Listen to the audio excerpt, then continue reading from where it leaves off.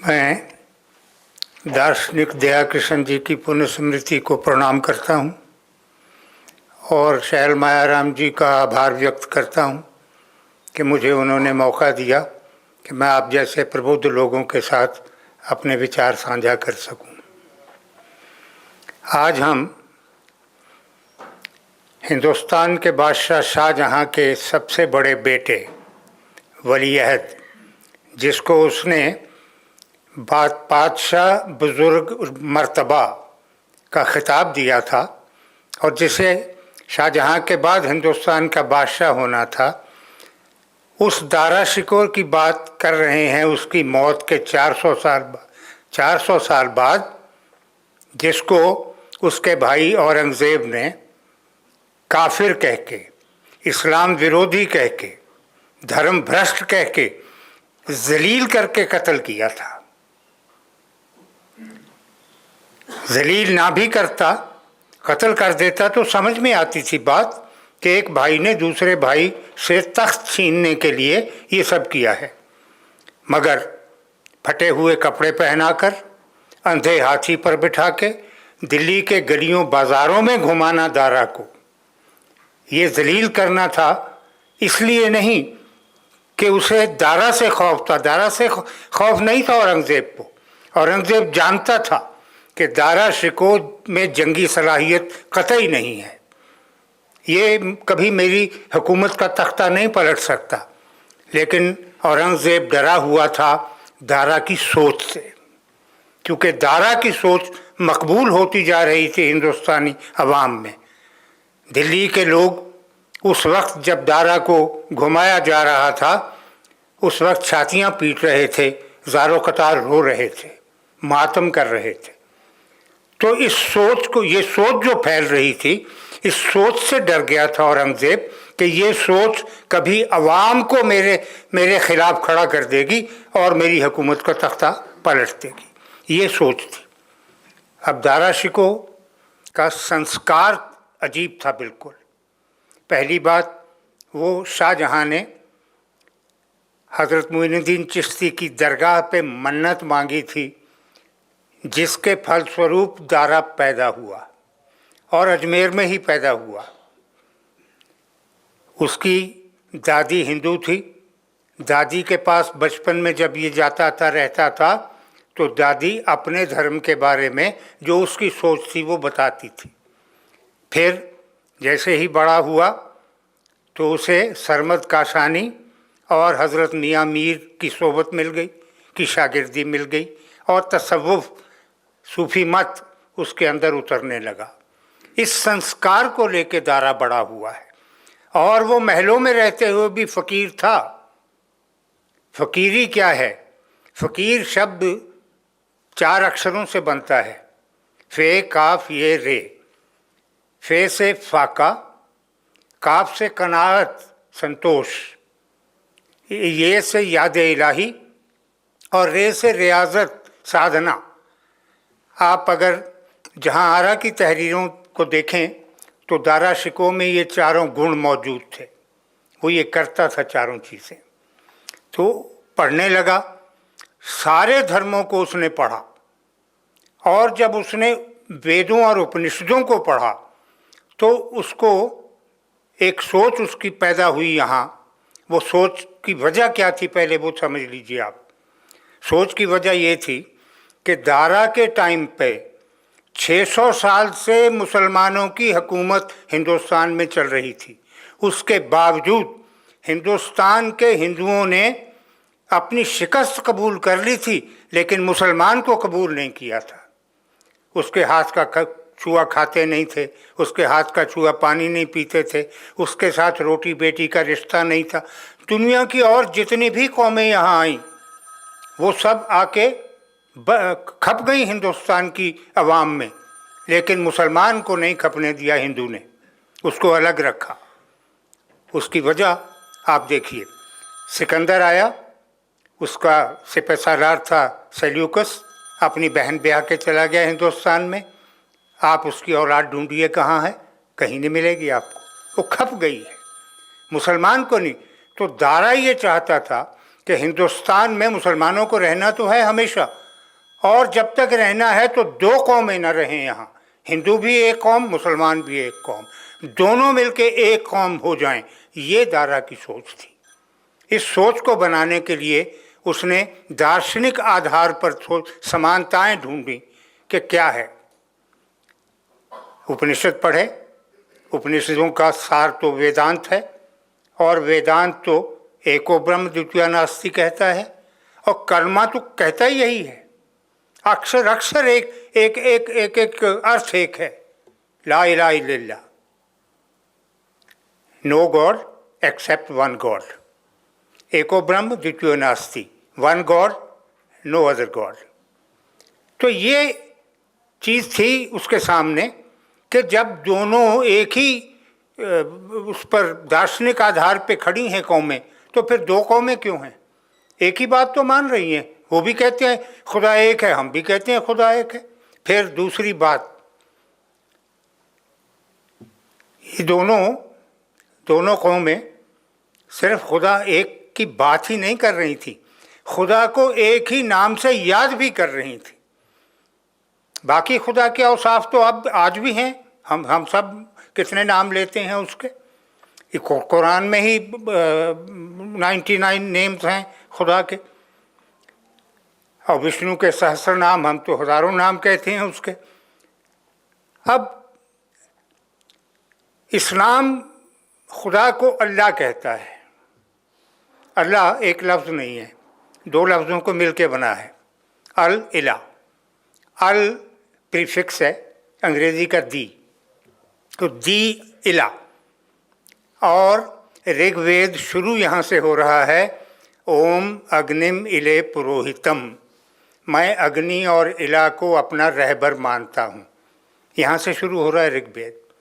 यजुर्वेद में आकर अग्नि छोड़ दिया गया, वहाँ बिल्कुल सीधा हो गया नमस्ते इलामस्तु, मैं इला को नमस्कार करता हूँ।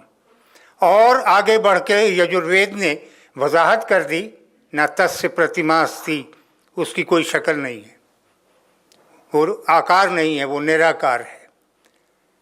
तो इधर मुसलमान परमात्मा को याद करता है इला कह के, इधर हिंदू परमात्मा को याद करता है इला कह के, और दोनों एक ही बात मानते हैं कि दूसरा कोई खुदा नहीं है, एक ही है। तो फिर झगड़ा कहाँ है और क्यों है? फिर समानताएं दिखाई। हिंदू पूजा करने से पहले स्नान करता है, मुसलमान नमाज पढ़ने से पहले वज़ू करता है। मुसलमान काबे का तवाफ़ करता है, हिंदू मंदिरों का मूर्तियों का तवाफ़ करते हैं। अब तुम्हारा व्यवहार एक है, तुम्हारा खुदा एक है, तुम उसको एक नाम से पुकारते हो, एक नाम से याद करते हो, तो फिर दो कौमों का मतलब क्या है? एक ही कौम होनी चाहिए हिंदुस्तानी, हिंदू हो या मुसलमान हो। अच्छा, अब आप देखिए कि ये सोच जो चल पड़ी, उसमें धार्मिक संभाव की बात आ गई सबसे बड़ी, कि धर्म सब एक हैं, धर्म सब एक हैं। ये बात भी उसने, दारा ने, कुरान से ली थी। कुरान कहता है ईश्वर ने जिस समुदाय में जो भी आदेश भेजे हैं, हम उनमें भेदभाव नहीं कर सकते। मतलब ये कि जो भी पैगामात आए या जो खुदा के अहकामात आए, वो तमाम धर्मों में एक से हैं, उनमें हम फ़र्क नहीं कर सकते। ये दारा को मिला।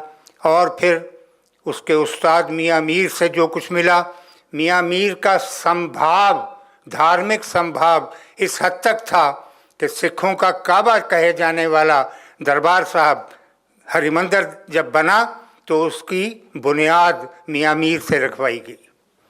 तो मियाँ मीर खुद जब तमाम मज़ाहिब के साथ गले मिल रहे थे, तो जाहिर है कि फिर दारा को इसी फ़िलॉसफी को लेके आगे बढ़ना था।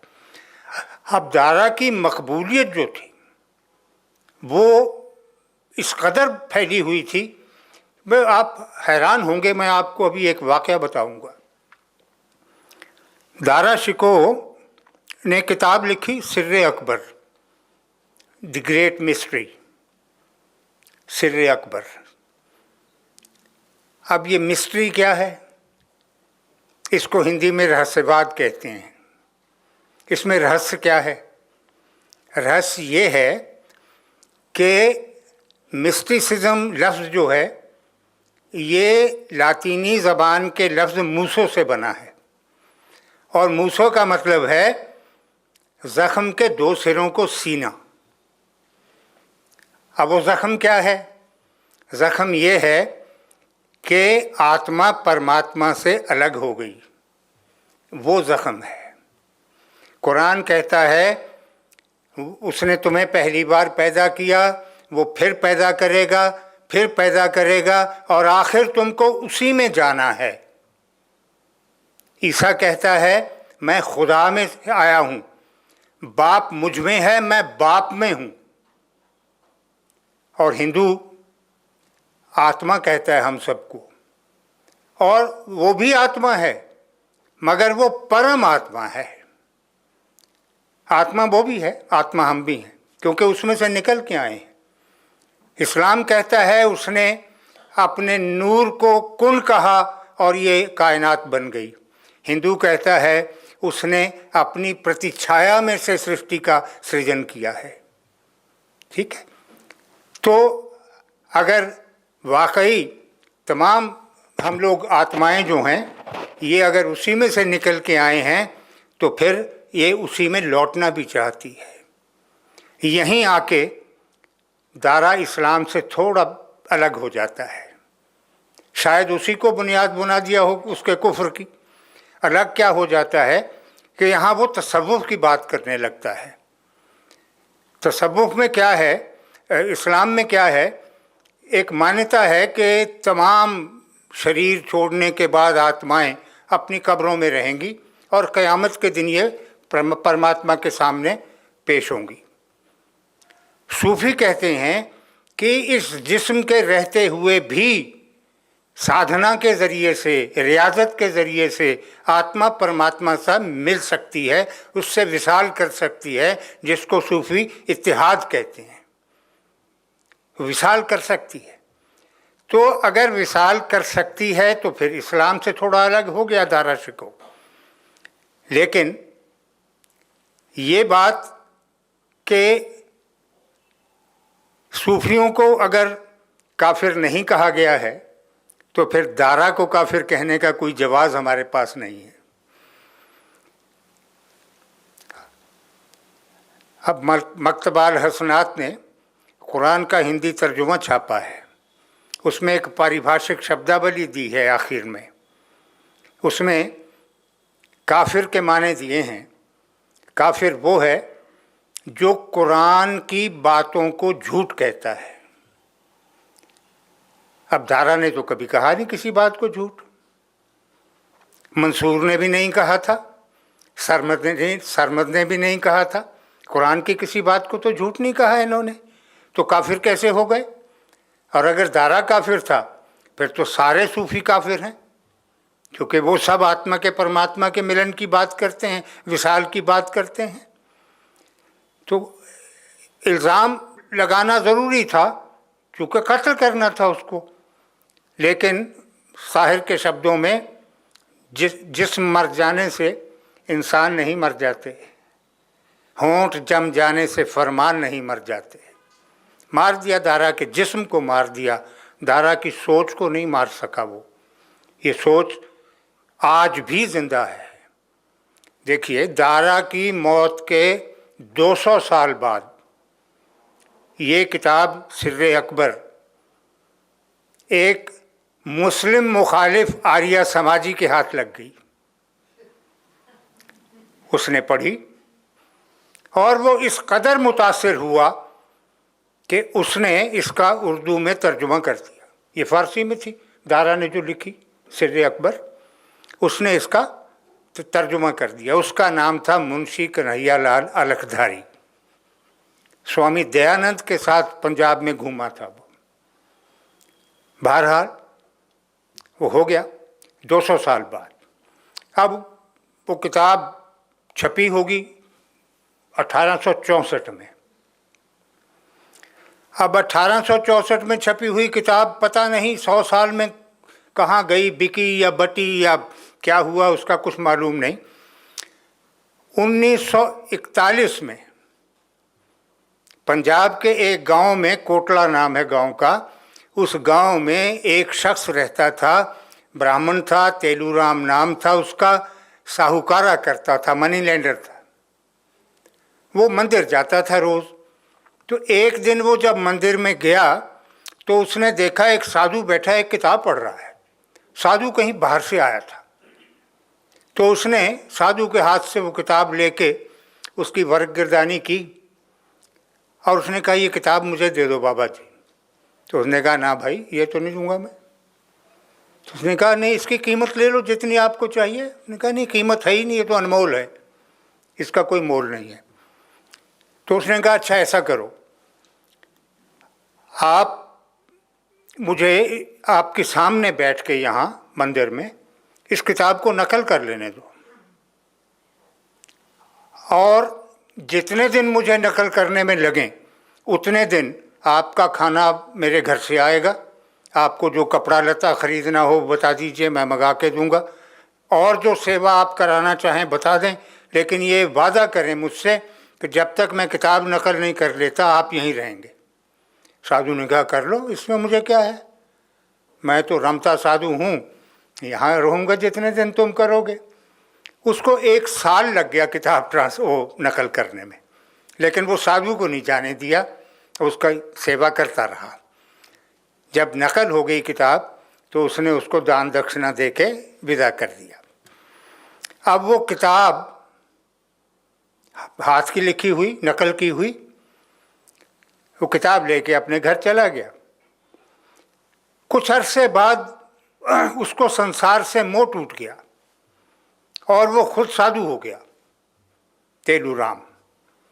और उसने लंबे लंबे मौन व्रत रखे और मौनी बाबा के नाम से मशहूर हो गया। और मौनी बाबा का वो धर्म ग्रंथ बन गया किताब। जहाँ भी गया वो साथ लेके चलता रहा। जब उसकी मृत्यु हुई तो उसका बेटा किताब ले गया कि ये तो मेरे बाप का धर्म ग्रंथ है, मैं इसको नहीं छोड़ूंगा। मैं ये दारा की मकबूलियत बता रहा हूँ मैं आपको। ले गया। अब एक और थे साहब, पंडित वजीर चंद, वो भी इस किताब में बहुत इंटरेस्टेड थे कि किसी तरह मुझे मिल जाए। तो वो उनके बेटे के पीछे लगे रहे कई महीने, कई साल कि ये किताब मुझे दे दो, उसने नहीं दी। आखिर ये हुआ कि अच्छा इसकी फ़ोटोकॉपी करा लेने दो। तो उसने कहा, ठीक है, करा लो, फ़ोटोकॉपी करा लो। तो उसने वो फ़ोटोकॉपी करा ली। फ़ोटोकॉपी करा के उसने ये किताब पढ़ी और उसको लगा कि अब चूँकि उर्दू पढ़ने वाले लोग नहीं हैं पंजाब में, इसलिए बेहतर ये होगा कि इस किताब का हिंदी तर्जुमा हो जाए और ये पढ़ी जाए। तो वो मेरे पास आए, उन्होंने कहा ऐसे ऐसे ये किताब है, ये इसकी हिस्ट्री है किताब की, मैंने आपको बताई, तो आप इसका तर्जुमा अगर हिंदी में कर दें। मैंने कहा ठीक है, दे जाइए, देखता हूँ। वो खैर दे गए मुझे, मैंने वो पढ़ी, मैं देख लिया। उपनिषदों का तर्जुमा जो दारा ने किया है, फ़ारसी से उर्दू मुंतकिल हुई थी वो, और हर चैप्टर में अपनी एक टिप्पणी दी हुई है कन्हैयालाल ने, जो निचोड़ निकाला है उस चैप्टर का वो। तो मैंने हाँ कर दी और उसको मैंने हिंदी में ट्रांसलेट कर दिया। तो मेरे हाथ का लिखा हुआ जो मसवदा था हिंदी का, वो उन्होंने लाल कपड़े में लपेट के धर्म ग्रंथ बना लिया और मौनी बाबा के ध्यान केंद्र में रख दिया। खैर,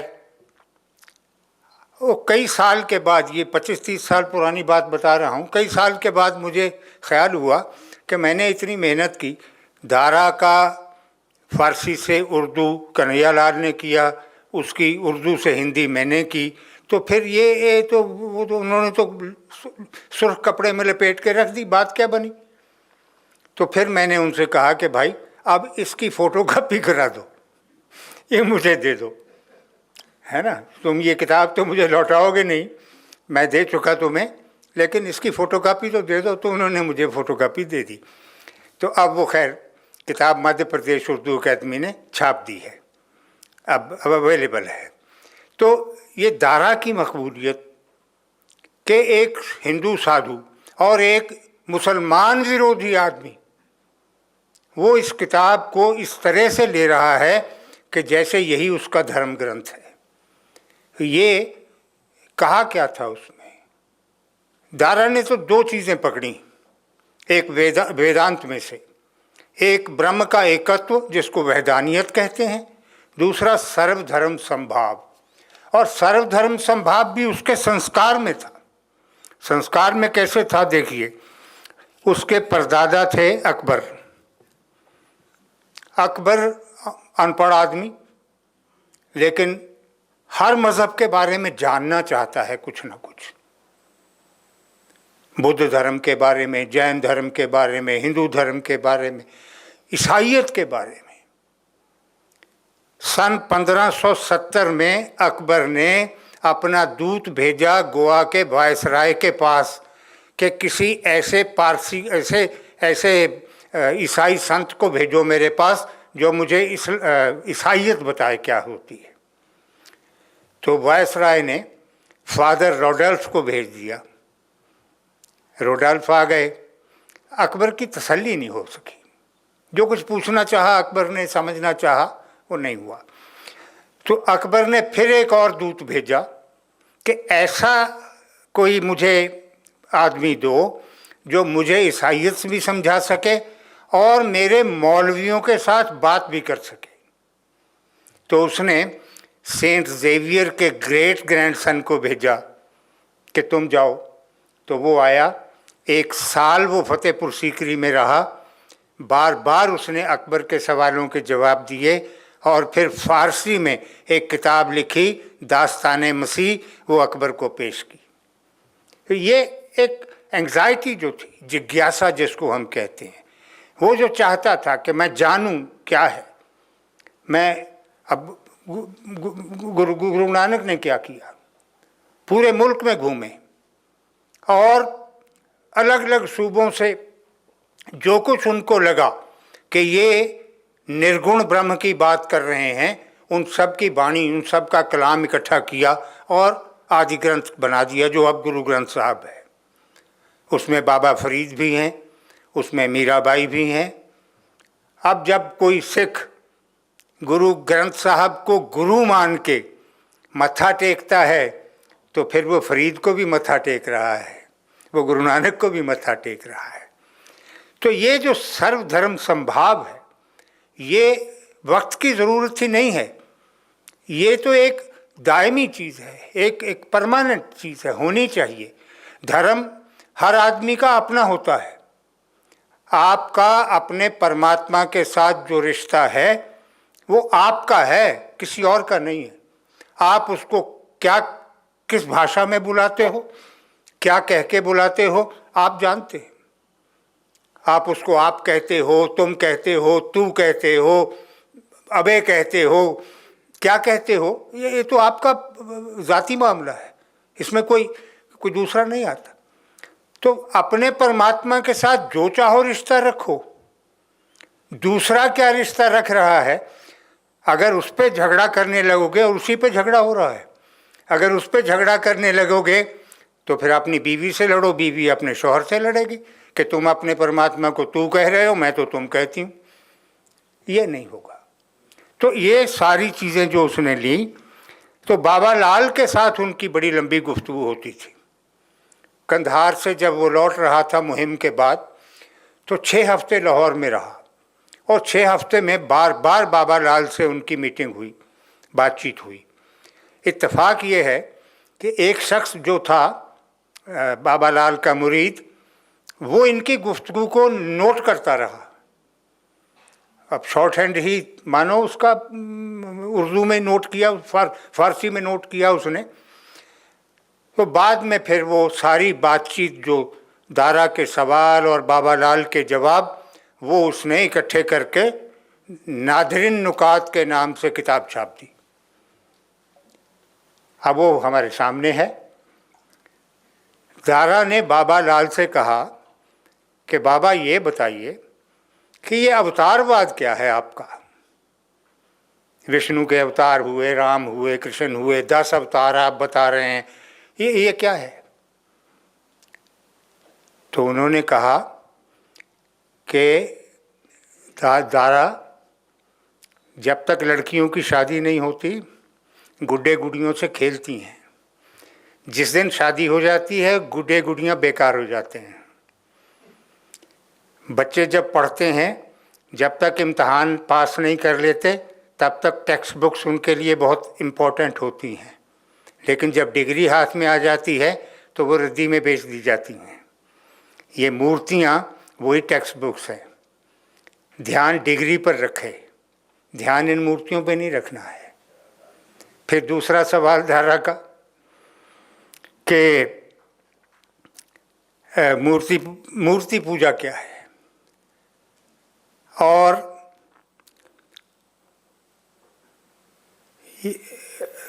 मूर्ति क्यों बनी और कैसे बनी और क्या उसका महत्व क्या है। अब बात तो सही है, परमात्मा को तो किसी ने देखा ही नहीं है, तो उसकी तस्वीर कैसे बना ली? जिस चीज़ को देखा ही नहीं है, जिस बच्चे ने रेंडियर देखा ही नहीं है या रेंडियर की फ़ोटो भी नहीं देखी है, वो उसकी तस्वीर कैसे बना देगा? तो देखा ही नहीं। और उसकी वजह यही है कि जितनी मूर्तियां हैं एक की शक्ल दूसरे से नहीं मिलती। जितनी तस्वीरें हैं राम की, कृष्ण की, दुर्गा की, जितनी भी, एक की शक्ल दूसरे से नहीं मिलती, क्योंकि देखा ही नहीं किसी ने उनको। कल्पना कर ली है कि ये है, और उनको आकार चिन्ह भी अपनी कल्पना से दे दिए। शिव जी के गले में सांप डाल दिया, सिर से गंगा निकाल दी, हाथ में त्रिशूल पकड़ा दिया, समाधि में बिठा दिया। ये एक कल्पना है, राम की कल्पना, कृष्ण की कल्पना। जिस तरह से चाहिए हमने वो बांसुरी पकड़ा दी उसके हाथ में, राम के धनुष्मान पकड़ा दिया। ये देखा तो किसी ने नहीं ना। राम अगर हुए हैं तो राम की तस्वीर तो कोई नहीं है ना, कृष्ण की तस्वीर तो नहीं है ना उस ज़माने की कोई। अगर होती तो फिर सारे कैलेंडर और सारी मूर्तियाँ एक जैसे बनते, वो तो नहीं था। तो अब जब मूर्ति पूजा की बात आई और अवतारवाद की बात आई, तो दाराशिकों की जो जिज्ञासा थी वो शांत हो गई कि अच्छा, हिंदू साधु महात्मा जो हैं, और बाबा लाल तो बड़े संत थे, महात्मा जो हैं ये भी समझते हैं कि ये गलत काम हो रहा है, ये लोग भ्रम में पड़े हुए हैं, ये लोग परम सत्य के पीछे नहीं हैं। अब आप देखिए, आप मवेशी को दोहते हैं, गाय भैंस को दोहते हैं, दूध मिलता है, वो परमात्मा की देन है।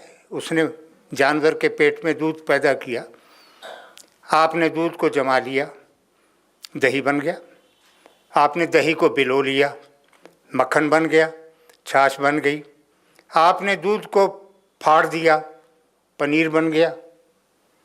ये सारी चीज़ें अपनी अपनी जगह पर सत्य हैं।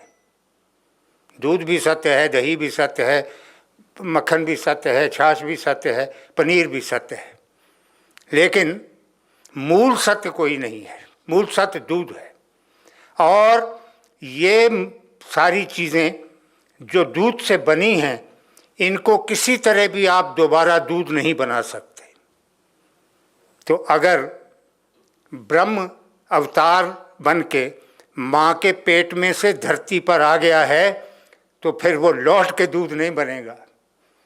तो फिर ब्रह्म कौन होगा? वो तो नीचे आ गया।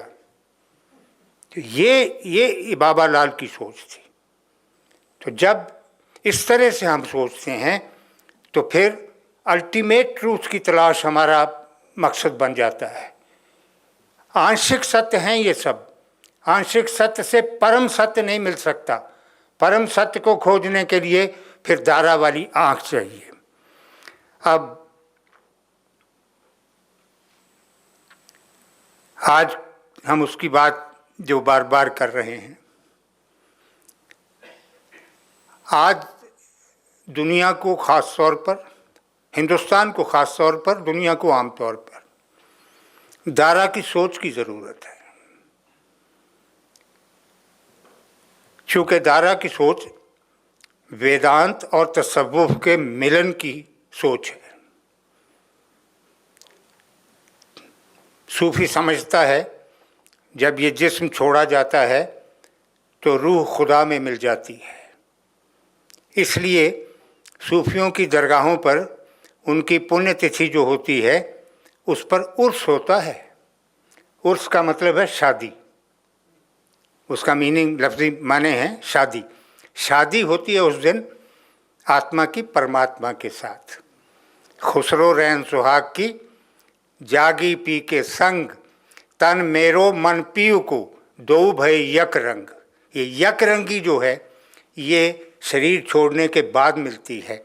आत्मा और परमात्मा का मिलन जो है वो तब होता है जाकर, लेकिन जब तक ये मिलन नहीं होता तब तक आत्मा उसके वियोग को, उसकी जुदाई को बर्दाश्त करती है, किसी में कम किसी में ज़्यादा। जो लोग बहुत सांसारिक हैं, मोह माया में उलझे हुए हैं, कभी कभार उन्हें भी खुदा याद आता है। वो क्यों आता है?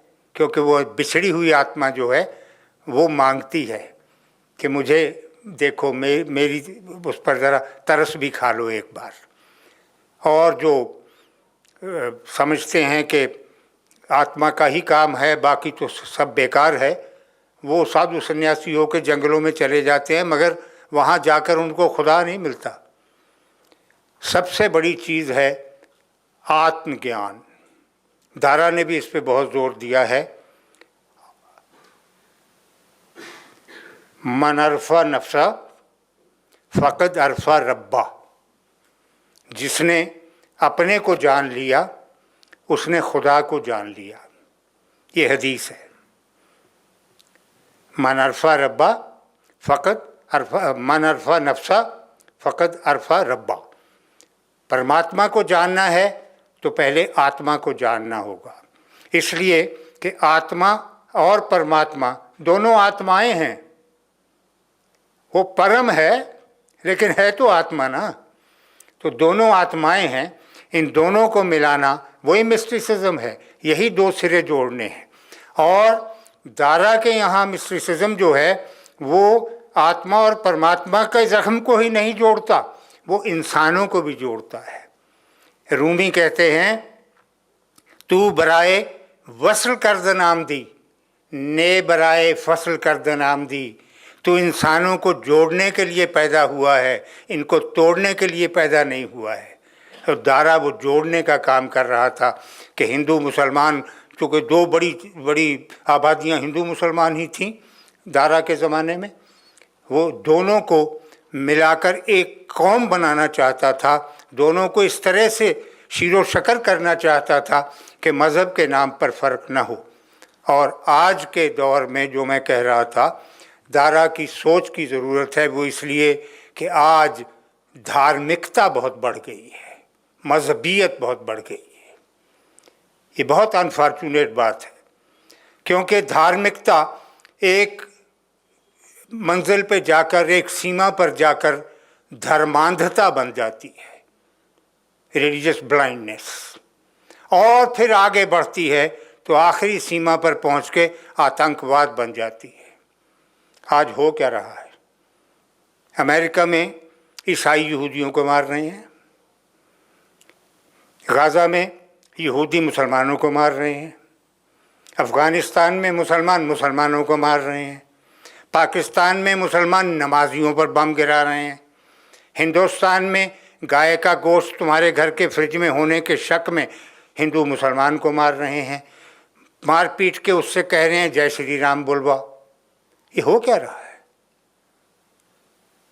इससे इंसानियत कहीं दिखाई देती है? आप जिसको मार रहे हैं वो तो इंसान है, वो तुम्हारे हिसाब से दुश्मन है। दुश्मन क्यों है? क्योंकि तुम्हारे मज़हब का नहीं है। तो ये मज़हब जो है ये बहुत बड़ा वेपन बन गया है आज इक़्तिदार का, सत्ता का, और उसका फ़ायदा उठा के लोग धर्मांधता में पड़े हुए हैं, जो बहुत ही गलत है। रूह की बात भूल गए, रूहानियत को भूल गए, अध्यात्म को भूल गए, भक्ति में पड़ गए। भक्ति करो, लेकिन भक्ति से मिलेगा क्या? अगर पूजा पाठ करने से ही ब्रह्म मिल जाए तो फिर हिंदुस्तान में तो करोड़ों लोग सालों साल पूरी ज़िंदगी पूजा पाठ करते रहते हैं, मंदिर जाते रहते हैं, शिवलिंग पे जल चढ़ाते रहते हैं, व्रत उपवास करते रहते हैं, तो अब तक तो सारे ही मुक्त हो गए होते, पुनर्जन्म से छूट गए होते। कहीं नहीं जाएगा। एक मेडिटेशन रास्ता है जिसमें तुम अपने अंदर उतरते हो। शरीर के कर्म बाहर के कर्म है। हम पूजा पाठ करते हैं, कोई भी देख सकता है हमें पूजा करते हुए, लेकिन जब हम ध्यान करते हैं, मेडिटेट करते हैं, तो हमारे अंदर उतरकर कोई नहीं देख सकता कि हम क्या कर रहे हैं। और जब तक हम अपने अंदर नहीं उतरेंगे तो हमारे अंदर पड़ी हुई आत्मा हमें दिखाई नहीं देगी। अदृश्य है, आत्मा अदृश्य है, लेकिन अदृश्य तो और बहुत कुछ है, मगर हम उसको जानते हैं। हवा अदृश्य है, कोई देख नहीं सकता हवा को, लेकिन हम हवा को पहचानते हैं। गर्म है, ठंडी है, नमीदार है, खुश्क है, जानते हैं ना, तो पहचानते हैं हवा को। और कहते भी हैं कि मैं वहाँ गया, मैंने देखा हवा बड़ी तेज़ थी, मैंने देखा, तो इसका मतलब है तुमने हवा को देखा भी है। गर्मी, गर्मी को हम देख तो नहीं सकते, सर्दी, सर्दी को हम देख तो नहीं सकते, मगर पता तो है ना, पहचानते तो हैं क्या गर्म है क्या सर्द है, पहचानते हैं। तो इसी तरह से हम आत्मा को भी देख सकते हैं, पहचान सकते हैं। अगर और इनविजिबल चीज़ें, अदृश्य चीज़ें हमें दिखाई दे सकती हैं, तो फिर एक अदृश्य आत्मा जो हमारे अंदर है और जिसके निकल जाने के बाद ये मिट्टी है, तो इसको पहचानना, ये अध्यात्म है, ये रूहानियत है। ये दारा यही चाहता था कि लोग मजहबियत से निकलें, रूहानियत की तरफ आएँ, और जब रूहानियत की तरफ आएंगे तो इंसान और इंसान में फ़र्क करना भूल जाएंगे, एक जैसी आत्माएं समझेंगे, एक जैसा प्यार अपना बांटेंगे। आज हिंदुस्तान की जो हालत है,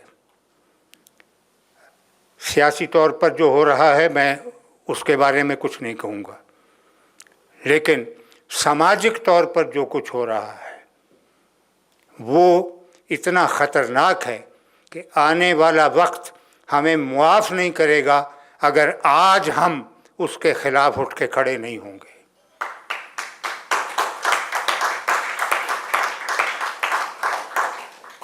आज का हिंदुस्तान बहुत साफ दिखाई दे रहा है कि कोई ताकतें ऐसी हैं, कुछ ताकतें ऐसी हैं जो बिल्कुल सीधी लकीर खींचकर हिंदू और मुसलमान को अलग करना चाहती हैं। इतना अलग तो दारा से पहले कोई बादशाह भी नहीं कर सका था जितना आज हो रहा है।